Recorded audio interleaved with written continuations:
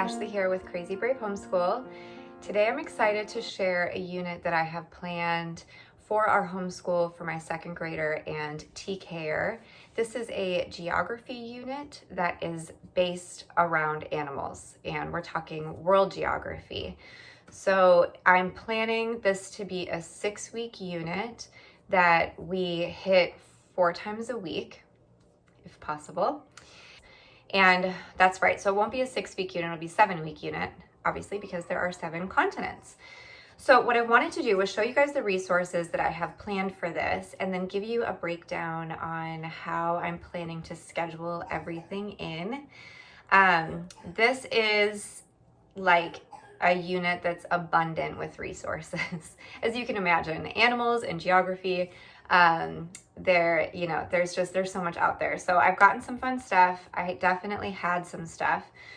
I do have a main spine that I'm working from, and then I have like a secondary spine or program that I'm using. I am going to be basing the animals off of our science for that week.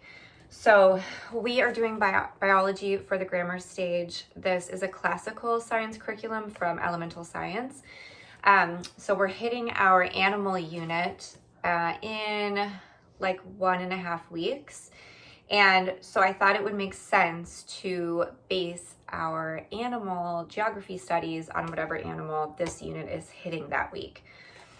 And then if the kids want to do a bit more of a deep dive into more animals from that continent, that's fine. But really, I only have planned 1 animal per continent. And I'm sure that we will learn about more because my kids are bananas for animals. So I'm shooting this video from here because I wanted to show you the unit that I'm going to be setting up. So for those of you who have seen videos on my channel before, let me flip this. You probably know that I like to set up unit studies on this little like thrifted bookcase that I actually have turned around. It used to be a cabinet, and I don't have it set up obviously yet, but this is where the unit is going to be. And then this is the stack of resources that I'm going to be going through. Okay, so for the first week, we're going to be studying Africa and specifically lions. The second week, we are studying Central and South America, specifically armadillos. The third week, we are studying Asia and the orangutan. On week 4, we're studying Antarctica and the whale. Week 5, we're studying Europe and the wolf. Week 6, we're studying North America and the eagle. Sorry, this kind of... And then week 7, we are studying Australia and the kangaroo. So I'm just gonna kind of go down or go through the resources that I have broken down for each day. So this was definitely a process because I have a lot of different resources. And I want to make sure that I wasn't doing too much, of course. So we're just doing little by little each day. But I wanted each day to be intentional and have like a very concrete plan, because if I don't have a plan, I tend to sort of flounder. And then we just end up not doing much at all. So I'm a big planner. Okay, so I'm gonna go through each day and then show you the resources. Day 1, we are gonna be reading from, I thought this was gonna be our main spine, but then I'm realizing some of the animals that we're studying aren't even in here. But this is a cool book, Nat Geo Wild Animal Atlas. It's very thin, so it allows for a lot more books. And then each continent in here, it goes through all 7. Each continent is pretty short. It's only like 6 pages. So North America has like a handful of popular animals, and they show where they live or inhabit the continent, a little bit info about each one of them. And then there's like a 2-page spread on the American bison. So like for instance, week 1 with lions, day 1 with the resources I have, there isn't really even anything about lions. So I don't know, I'm just like kind of winging this, you guys. So I guess day 1, we might, technically be looking at some different animals from Africa. I also have this maps book.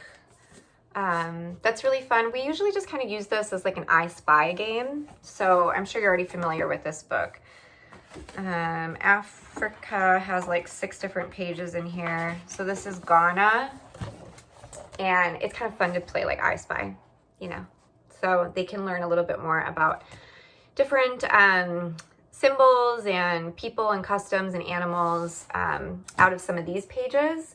And then what I plan to do with this was to pair it with this beginning geography book, workbook from Evan Moore. So this has like this, sorry, I have one for each of my kids. This has a whole section on animals from around the world, but it's just like a map. So like, well, that's Asia. Let's just stick with Africa for now. So like for Africa, it's just really simple. What they could do is they can color this in and then maybe add in some of the like people or symbols or, you know, animals that they saw in the maps book. They can add this to their map. So it's kind of my only plan with that. And then I think on day 1, we will use my interactive map. This is fun. I think this does talk about some animals, but it's really huge. I can't open up all of it. But it comes with like a little battery operated pointer, and it's really fun for the kids to learn information. On day 2 will also be a science day, and this is when, like for instance, our science curriculum will introduce lions. So that is when we will really be hitting that. This is also paired with my first encyclopedia of animals. And so there is like a 1 or 2 page spread on each of the animals we'll be studying out of this. I don't know exactly what the experiments or activities are for the 7 weeks. I just haven't read through them yet.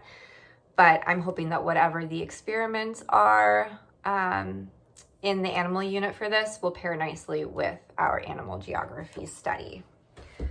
Okay, so once we cover our science on day 2, then I kind of wanted to like take a turn and talk a bit about, like have a discussion about endangered animals, endangered habitats. And my daughter loves talking about that. So I do have a lot of resources on that, but some of these might not make any sense for the animals we're studying. Like this book, Rewilding, is really awesome. It talks about like projects and initiatives that are already underway or have been for many years to like resurrect certain species and improve their habitats and biomes. So this book, Rewilding, is great. This is a really cool workbook, Endangered Species. I got this at a thrift store, and it looks like old school when you look at the pictures. So I mean, there are a couple, like you can see on my tabs, there are some in here that do apply to the animals we're studying, and then some animals aren't in here. So we may just do, I'll give you like an example of, okay, this one was cool. Let me flip the camera. Okay, so like this page, for instance, we could do, it's, you know, each animal or plant has its own special role to play in the way the world works. These plants and animals are all connected and they depend on each other, but sometimes the connections can't be seen and are difficult to understand, but it all matters. So losing a species from the world is like taking a brick out of a house. If you take one away, it can weaken the whole structure. Color the bricks in the house below. Start with number 1 and color the bricks in order. Think of each colored brick as a species becoming extinct. How many species can disappear before the house will fall down? I think that's really fun. And like, no, it doesn't apply to lions, but that's okay. Yeah, so like, what do living things need? So I love how old school the drawings are. So like the spotted owl, you're supposed to find his source of food, water, and his nest, like in the picture. And then you find them for all of the animals. So like, for instance, when we study whales, there's a spot here, a page on overhunting. So we'll just talk a little bit about the blue whale and how they're overhunted. Let's look for the eagle. There's just a little bit about the bald eagle here. Let's see if there's like maybe one more we can look at for the wolf. Okay, yeah, so some of these are just, you know, about reading and learning more, and then others are activity pages. This one's all about habitat loss, how these habitats have changed over time. So this is another great resource from a company called Homeschooling, Endangered, Extinct, and Legendary Animals. So it's like a research book. And even though my daughter is not reading a ton or writing a ton yet, she is just really into all this kind of stuff. She really wants to be like an animal rehabilitator or researcher. So I thought this would be really fun for her. So I think on day 2, we'll try to do a page out of this as well. So for instance, when we study, let's see, what's up, honey? Okay, so the one kind of crummy thing about this book is that it really doesn't have any of the animals that we're going to be studying this week. So we're going to branch out then, and we're going to look at different animals from those continents. So for instance, we could continue our study with eagles, but we're going to be looking at them from New Zealand. So this is the Haast's eagle. I don't know if I'm saying that right. And then it gives you a little bit of information about it. You can then, you would have to use other books from the library, or, you know, use Google or Wikipedia, whatever, to then learn more. So it's like a research journal. You would draw this eagle's enemies. You would draw what its food looks like, draw its babies, and then read a book or watch a video about it. So you could watch YouTube and learn more, or, you know, read a book, and then 3 interesting facts that you learned. Draw a scene that you liked the most, and then some notes in your favorite part. And then you can trace and color this, and then write an interesting story about this animal. So now, like, again, you guys, now that I'm like talking this out, I'm like, this is really cool, but that would take a whole week. So versus just using this on day 2, we will probably do a page out of this each day. Yeah. Okay. I have to talk this out. Another thing that I was thinking would be cool is to do a beach cleanup, maybe the week that we talk about whales. I want to get some of those grabbers, like the garbage grabbers, and do a beach cleanup with the kids. They actually really enjoy doing that anyway. I just thought like doing it intentionally once during this unit would be cool. I have, like, you know, we live by the ocean, so I get a lot of these little resources of, like, you know, marine sanctuaries and information on that. I've got this magazine on marine protected animals, so maybe we'll read through this on the week that we study whales. This book on oil spills we have yet to read. And then I just pulled this out. This is a workbook on green living, but I don't know. I just have these, but I don't have any real plan for that stuff. Okay. Does this already seem like too much? Because it's already feeling like too much. All right, day 3. Day 3 is just reading some reference books. And I'm definitely not going to be reading from all of these. Maybe just like 2, maybe just 1. We'll see. Some of them are mostly just cool for their illustrations. Like, for instance, our Animalium book is, I'm sure many of you have seen this on YouTube channels before. It's a popular one, just like a popular reference book. But the illustrations are very pretty. Let me find a good one. So the week that we study orangutans, we will likely just look at monkeys in general.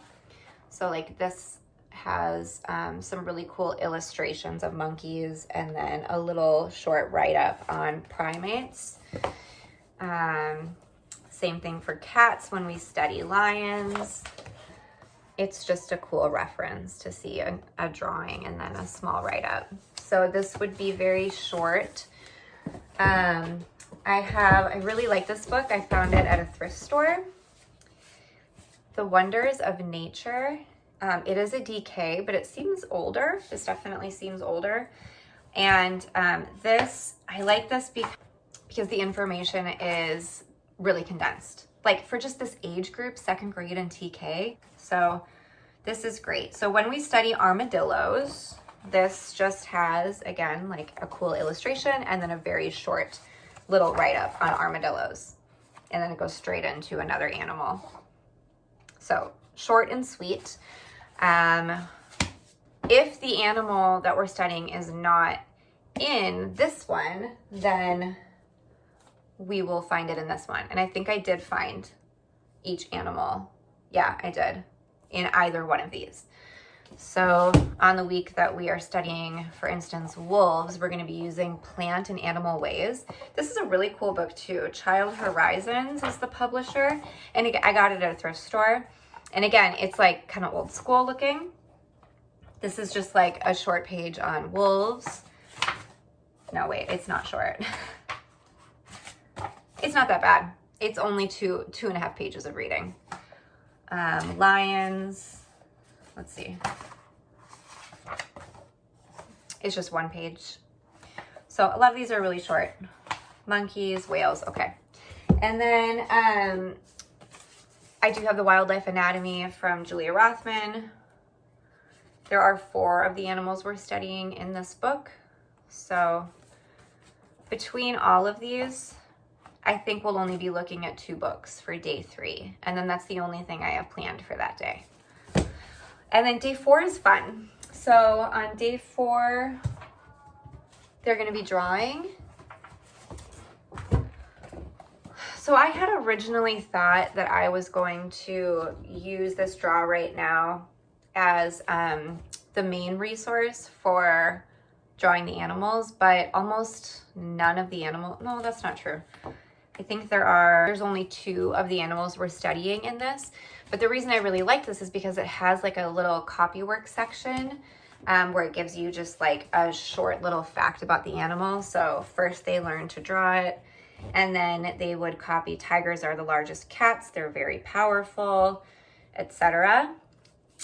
But like I said, there's only 2 animals in this one. And then I did also get this How to Draw All the Animals for Kids. This is really cute too, and it's very simple. As you can see, like the shark.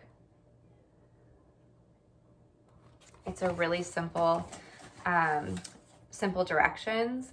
And then I can use the little description here as their copy work. So we're not studying sharks. Let's see.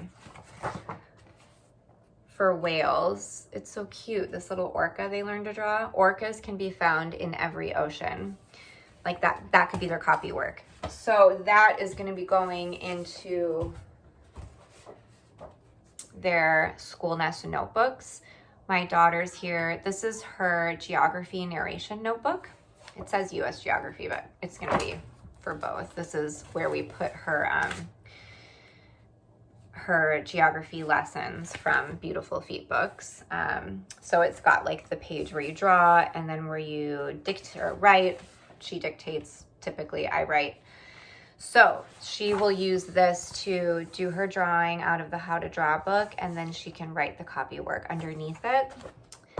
My son has the kindergarten notebook. So this is just for all sorts of miscellaneous things that he will be doing. You know, this year we do Treehouse Schoolhouse out of this. If he wants to join us for science, he can use this for that. But for the animal geography unit, same thing. He'll be drawing here, and then he might want to do a little bit of copy work. To be honest, my 4-year-old really likes writing. He can do that there. And then the other thing I had planned for day 4 was just like playing animal games. So our game resources for that is this game Ecosystem. We have not played this yet, surprisingly, because we're a huge game family. I think it's a little complicated. So I just It's just gonna take a little bit of time for me to bust it out, understand the directions, and then teach them to my daughter. But it is a little more complicated. It's for ages 10 and up, and she's 7. And then this is like one of their favorite games right now, Poop Tracks, Junior Ranger Poop Tracks. So this is a great one to have out. We have Guess in 10, all about animals, so that's perfect. And then that's it for day 4. It's just them learning how to draw the animal and then writing the copy work, and then we can play a game. Oh, and then something else I forgot that we're gonna use is to make sure that they actually learn something. So on day 4, after they do their little drawing, I'm going to have them dictate back to me, let's see, the continent that that animal is from, what the animal's diet is it endangered or no, what is its biome and habitat, what are its mating habits, and does it migrate? So probably the most important part of the week. Anyway, biology for the grammar stage also comes with lap book templates if you buy them. So there's probably some fun activities with the lap book in here, and we just paste the lap book activities into the student notebook. We don't actually make lap books with them, but there's probably going to be some of those. And then it also comes with coloring pages if you purchase those separately. So there's probably going to be some nice coloring pages for them as I do all of these readings. Okay, so I think that pretty much covers it. I don't know how this is gonna go. I don't know how long this is gonna take each day. I'm really hoping it doesn't take more than 15 minutes per day. But I'm excited to give you guys an update and to show you once it's all set up. I'm sure I'm gonna have a fun time decorating with, you know, their little toy animals or some stuffies. Or yeah, I'll have to see what I have in terms of all that stuff, but it's gonna be fun, very cute. Okay guys, I hope that was fun to watch and gave you maybe some cool ideas, and I will see you next time. Bye.